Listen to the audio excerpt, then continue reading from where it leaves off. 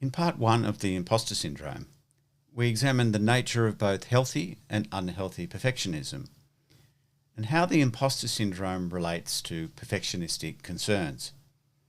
In part two here, we'll examine how unhealthy perfectionism works in practice and how we can cultivate perfectionistic strivings so that we can be better than perfect. Now, there's a punitive logic to perfectionistic concerns, and we need to understand it if we are to escape its trap. It's quite like obsessive compulsions, for example, obsessive hand washing. The hand washing at first reduces anxiety, so it's reinforced. In the same way, getting things perfect can trap us in obsessive fears of failure. So here's the very punishing logic of the imposter syndrome. We start with an assumed gap between my ability and the public's more positive view of me, which can then lead to obsessive activity to overcome this assumed self-public gap. When my action is perfect, my anxiety is reduced, and now I'm addicted to perfection. But when my actions are less than perfect, I either deny the feedback or I feel very anxious and depressed. Either way, I then commit to working even more obsessively. So it can be a terrible trap. And this type of perfectionism impedes our actual potential and productivity because it's exhausting. It stifles collaboration, and the anxiety impedes creativity and high-level thought. It often closes us to new approaches and to constructive feedback. And finally, it blinds us to the notion of being better than perfect. That is, providing exactly what's required of a task and not wasting further time and emotional energy. And it frees us up then to get onto new tasks and new challenges. And being better than perfect means not being driven by fear of social judgment. It's not about improving self, but about improving knowledge and skills. In a nutshell, it's about growth. And the way to do this is to change our thinking and therefore our emotions around action or our motivations.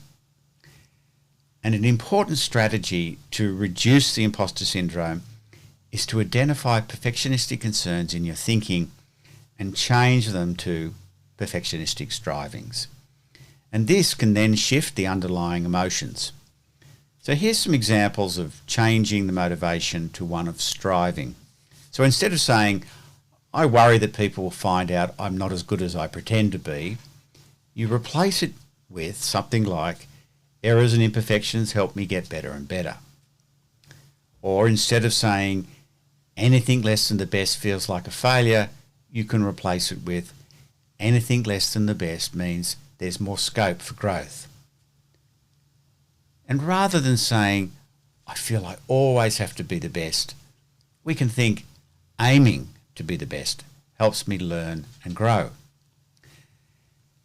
Instead of suffering from impossible standards, another way of reducing perfectionistic anxiety is to set realistic goals. One should identify what is impossible outside your influence and shift your attention to what you can influence. This is realistic optimism. Now, doing this, we're consciously reframing our goals to still be excellent, but also achievable. It's important to note that this is not by repressing or suppressing our fears or by trying to think positively.